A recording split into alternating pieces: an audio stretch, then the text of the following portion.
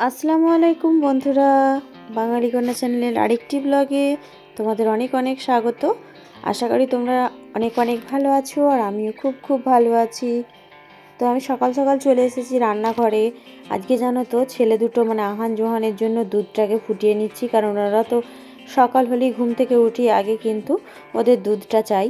সেই জন্য ওদের দুজনের জন্য আগে দুধটা করে নিচ্ছি। আমি চাটা কিন্তু এর পরে আমি করে নেব। আগে দুধগুলোকে ভালো করে ফুটিয়ে নিতে হবে, কারণ দুধগুলো যতক্ষণ না ঠান্ডা হচ্ছে ততক্ষণ কিন্তু ওরা খেতে পাবে না। সেই জন্য আমি আগে ভালো করে দুধগুলোকে ফুটিয়ে নিচ্ছি।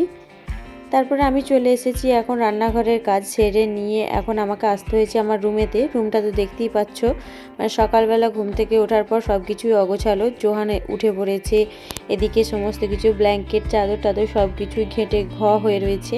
সেইগুলোকে এখন আমাকে ঠিক করে নিতে হবে। আর সকাল সকাল এই কাজগুলোকে তাড়াতাড়ি না গুছিয়ে নিলে কিন্তু বেলা হয়ে গেলে কিন্তু এই কাজগুলো করার একদমই হাতে সময় থাকে না। কারণ এদিকে রান্না বান্না করব নাকি এই কাজগুলো করব, কোনগুলো আগে করব কোনগুলো পরে করব কিছুই কিন্তু ভেবে উঠতে পারছি না। আর একটা কি জানো তো, এক্সট্রা আর একটা কাজ কিন্তু এর সঙ্গে যোগ দেবে। স্কুলে যেহেতু জোহানের জানুয়ারি 3 তারিখ থেকে স্কুল ওপেন হচ্ছে, তখন কিন্তু আমার একটা বেশি একটা কাজ, মানে গুরুত্বপূর্ণ কাজ কিন্তু এর সঙ্গে যোগ দেবে। মানে সকাল সকাল ওকে নিয়ে কিন্তু আমাকে বেরোতেই হবে। সেই জন্য আমি জানি না কত তাড়াতাড়ি কাজ করতে পারবো। এদিকে হাজব্যান্ডকে ছাড়তে হয়, দেওরকে ছাড়তে হয়, তারপরে কিন্তু আবার জোহানকে নিয়ে আমাকে আমার বাড়ি থেকে বেরোতে হবে মোটামুটি 7টার সময়। তবেই কিন্তু আমি যে স্কুলের ওখানে পৌঁছাতে পারবো, কারণ ওর স্কুলটা শুরু হচ্ছে 8টা থেকে। তাই আমাকে 7টার সময় বেরিয়ে পড়লে তবে আমি কিন্তু 8টার সময় ওকে নিয়ে স্কুলে পৌঁছাতে পারবো। আর ওকে তো প্রথম প্রথম এখন কিছুদিন আমাকে সাথে যেতে হবে, না হলে কিন্তু স্কুলে তো সেইভাবে মন বসবে না। আর জানি না, এর আগে তো একদিন নিয়ে গিয়েছিলাম, অতটা কিছু প্রবলেম করেনি, তো হয়তো তাড়াতাড়ি অভ্যাস হয়ে যেতেও পারে। দেখো, তোমাদের সঙ্গে কথা বলতে বলতে কিন্তু আমার এই কাজগুলো কমপ্লিট হয়ে গেল। মানে এই দিকের কাজগুলো, বিছানা টিছানা ঝাড়া টাড়াগুলো হয়ে গেল। আমি এখন কিন্তু জানালাটা খুলে দেবো, কারণ সকালটা তো কিন্তু অনেকটাই হয়ে গেছে। তাই এখানে জানালাটা খুলে কিন্তু আমি সুন্দর করে পর্দাগুলোকে গুছিয়ে নিচ্ছি। এরপর আমি জোহানবাবুকে একটু পড়াতে বসাবো।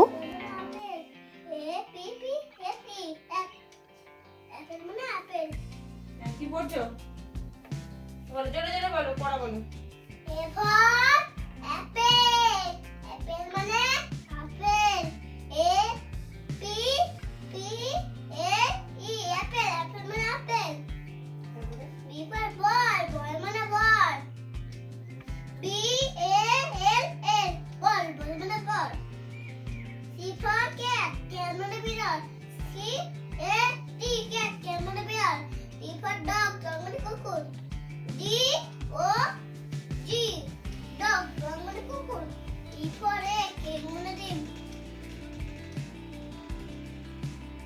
ওকে পড়ানোটাও কিন্তু আমার আর একটা বড় কাজের মধ্যে পড়ে, কারণ সকালবেলা ওকে এক টাইম না পড়াতে বসালে কিন্তু ওর কিন্তু ঠিকঠাকভাবে পড়াশোনাটা হয় না। ও সেই সন্ধ্যাবেলায় যা হয়ে যায়, তাছাড়া কিন্তু আর আমি সময় দিতে পারি না ওকে সেইভাবে। তো সকালের দিকটা একটু চেষ্টা করি ওকে ভালোভাবে সময় দেওয়ার, তাও কি আমার কাজের মধ্যেই কিন্তু ওকে সময় দিতে হয়।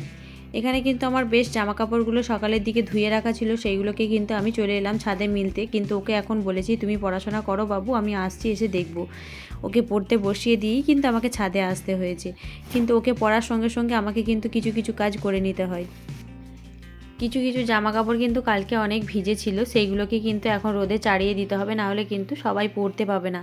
কারণ কালকে অনেকটা কাজ হয়েছে বেলা পর্যন্ত, তাই গোসল টোসল করে সারতে অনেকটা কিন্তু দেরি হয়ে গেছে। তাই এই জন্য আমাদেরকে কিন্তু সমস্ত ভিজে জামা কাপড়গুলো কিন্তু চাড়িয়ে রাখতে হয়েছিল, সেগুলোকে এখন রোদে ভালো করে মিলে দিলাম। রান্নাবান্না প্রায় শেষের দিকে, এখন আমাকে চলে আসতে হয়েছে বাসন কোসন ধুতে।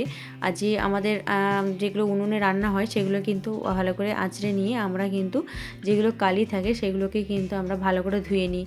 গোসল করার আগেই কিন্তু আমরা সেটা করে নিই। আর আসলে ব্যাপারটা কি বলো তো, রিজিকের মালিক কিন্তু আল্লাহ। প্রত্যেক দিন তুমি কি খাবে, কি করবে না করবে, সব কিছু তোমার কোথা থেকে আসবে, কি ভালো মন্দ খাবে কি খারাপ খাবে, সেইগুলো সব কিছু জোটানোর মালিক কিন্তু আল্লাহ। আজকে আমি কি খাবো, কি করব না করব, সব কিছু কিন্তু উনি ভেবে রেখেছেন। কিভাবে খাবো, কতটা কম খাবো কি বেশি খাবো, উনি কিন্তু কোনো দিনই না খাইয়ে রাখেন না। উনি কিন্তু কিছু না কিছু খাবারের ঠিক ব্যবস্থা করেই রাখেন। তাই জন্য উপরওয়ালার কাছে লাখ লাখ কোটি কোটি আমরা শুকরিয়া আদায় করি সব সময়।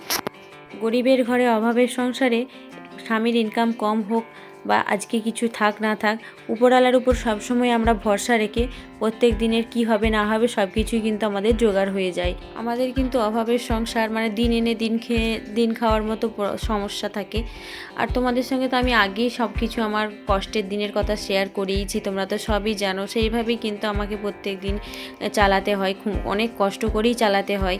তবু কিন্তু আল্লাহর কাছে শকর যে আল্লাহ আমাদের যে রুজিটা ঠিক মুখের কাছে তুলে দিয়েছেন, সেই ঠিকভাবে সুন্দরভাবে তুলে দিয়েছেন। তাই আল্লাহর কাছে শকর যে প্রত্যেক দিন এক মুঠো করে হলে দুবেলা দুমুঠো যেভাবে আল্লাহ খাবার জোটাচ্ছেন, ঠিক খুব ভালোভাবে সুন্দর করে আল্লাহ চালিয়ে দিচ্ছেন। তো এইভাবে কিন্তু অনেকের হয়তো সুন্দরভাবে চলেও না, আবার অনেকেই কিন্তু আমার থেকেও খুব ভালোভাবেই চলে। আমি যখন এসেছি আমার ইউটিউব পরিবারের মধ্যে, তখন কিন্তু আমার সমস্ত দুঃখ কষ্ট আনন্দ সুখ সব কিছুই কিন্তু তোমাদের সঙ্গে আমি শেয়ার করেছি। তোমাদেরকে আমি কিন্তু এই আগের দিনে আমার একটা কাকা শ্বশুর হারিয়ে যাবার যে একটা নিখোঁজ হয়ে যাবার যে একটা খবর তোমাদের সঙ্গে আমি শেয়ার করেছি, তোমাদেরকে বেশি বেশি করে কিন্তু ওটা শেয়ার করে দিতে বলেছি। কেন বলো তো, ওনাকে যদি পাওয়া যায় ওনাদের পরিবারটা কিন্তু অনেক কৃতজ্ঞ থাকবে তোমাদের কাছে, সেই জন্য শেয়ার করে দিতে বলেছি যেন অনেক মানুষের কাছে পৌঁছে যায় যদি ওনাকে কোনোভাবে খুঁজে পাওয়া যায়। সেই জন্য এটাও বুঝতে পারছো আমাদের কত কষ্টে দিন যাচ্ছে, বুঝতেই পারছো। একজনকে যদি পরিবারের একজনকে যদি হারিয়ে ফেলা হয়, তাকে যদি না পাওয়া যায় তাহলে মানুষের কতটা শান্তি থাকে মনেতে, সেটাও কিন্তু তোমাদের সঙ্গে আমি শেয়ার করেছি। দেখো, তোমাদের সঙ্গে গল্প করতে করতে কিন্তু আমি এখানে বাসনকোসনগুলো ধুয়ে নিচ্ছি। এখানে কিন্তু আমি ছাই দিয়ে কিন্তু ধুচ্ছি, আর ছাই দিয়ে কিন্তু বাসনকোসন ধুলে কিন্তু অনেকটাই চকচকে থাকে। তোমাদের সঙ্গে কিন্তু এটাও আমি শেয়ার করেছি আগেই, এখনও সেটাও বলছি যে আমি যে বাসন ছাই দিয়ে মাজি, তাতে কিন্তু আমার একটা সাবান 2 থেকে আড়াই মাস কিন্তু ভালোভাবেই মিটে যায়। কারণ আমরা ছাই আর সাবান অল্প নিলে ছাই বেশি করে নিয়ে মাজি, কিন্তু ওই জন্য আমাদের বাসনকোসনও থাকে খুব সুন্দর চকচকে ঝকঝকে, আর কোনো সমস্যাও কিন্তু হয় না, আর খুব ভালো কিন্তু মাজা যায় ওঠেও। আমরা দিন এনে দিন খাওয়া মানুষ, আমার স্বামীর ইনকাম কম, সেই জন্য আমাকে হিসাব বুদ্ধি করে সংসারের আয় উন্নতি ভেবে কোনটায় ভালো হবে কোনটায় খারাপ হবে সব কিছু ঠিকঠাক করেই কিন্তু আমাকে সারা দিনের কাজ করতে হয়। এতে করে কি হয় বলো তো, মাসের শেষে যেমন করে হোক একটা কিছু না কিছু সংসারের কাজের জন্য কোনো একটু টাকা বাঁচিয়ে কিন্তু আমি সেই কাজটা সংসারের জন্য করতে পারি। এতে কিন্তু আমার অনেকটাই উপকার হয়। গ্রামে বাস করার একটা সুবিধা আছে জানো তো, সেটা কি বলো তো, আমি যদি আজকে আলু সিদ্ধ শাক সিদ্ধ ভাত করে খেয়ে নিই, আমার কিন্তু একটা দিন চলে যাবে। সেটাও সেই শাকটাও কিন্তু আমাকে কিনে কিন্তু আমার আশেপাশ থেকে তুলেই কিন্তু সেই শাক সিদ্ধ ভাত খেয়ে আমার দিন কেটে যাবে। আমার যদি দিন কেটে যায় তাহলেই কিন্তু আমার অনেকটা সাশ্রয় হবে সব কিছু।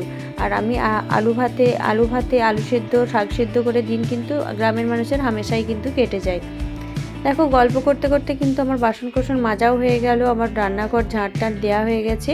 এরপর আমাকে সুন্দর করে রান্নাঘরটা পরিষ্কার পরিচ্ছন্ন করে নিতে হবে একটু, তার জন্য আমাকে কী করতে হবে দেখতেই পাচ্ছ। এখন কিন্তু আমাকে যেখানটায় বাসনকোসন মেজেছি এখানে কিন্তু অনেক ছাই পড়েছিল, সেই জন্য কিন্তু আমি পানি আর ঝাঁটা দিয়ে ভালো করে ছাইগুলোকে ধুয়ে নিলাম। এরপর কিন্তু আমাকে রান্নাঘরটা ভালো করে মুছে নিতে হবে। আমি রান্নাঘর মোছার জন্য কিন্তু একটা লাঠি দেওয়ার মোছা রেখেছি, কারণ এখানেও আমি বসে সেভাবে যে মুছতে পারবো সেটা কিন্তু নয়, সেই জন্য আমি এখানেও দাঁড়িয়ে দাঁড়িয়ে মোছার জন্য একটা ব্যবস্থা করে রেখেছি। এই জন্য আমি ভালো করে রান্নাঘরটা মোছাটা দিয়ে ভালো করে মুছে নিচ্ছি। যেহেতু আমাদের রান্নাঘর সেভাবে কিন্তু আমাদের এখনও হয়নি, মানে আমাদের ঘরটার এখনও যে পজিশনটা সেটাও কিন্তু রান্নাঘরে রান্না চালা, মানে উনুন আর রান্নাঘর একসঙ্গেই, তাই আমাদের এখানেই কিন্তু ভালোভাবে কাটাতে হয়। তো যেখানটায় থাকি সেখানটা যদি পরিষ্কার পরিচ্ছন্ন না রাখা হয় সেখানটা দেখতেও কিন্তু খুব খারাপ লাগে, বা বাইরেকারের মানুষরা এসে কিন্তু খারাপভাবেই নেবে সেটা। সেই জন্য সবসময় যতটা পারি চেষ্টা করি সবসময় পরিষ্কার পরিচ্ছন্ন রাখার। আর তোমরা যারা দূর দূরান্ত থেকে আমার ভিডিওগুলো দেখছো তাদেরকে বলবো একটা সুন্দর কমেন্ট করে ভালোবাসা দিয়ে যেও, একটা লাইক করো। আর যারা নতুন আছো তারা অবশ্যই সাবস্ক্রাইব করে যেও, আর ভালোবেসে কিন্তু আমার পাশে থেকো। আর আমাকে কিন্তু অনেক অনেক ভালোবাসা দিও, যাতে আমি কিন্তু অনেক অনেক আগে যেতে পারি।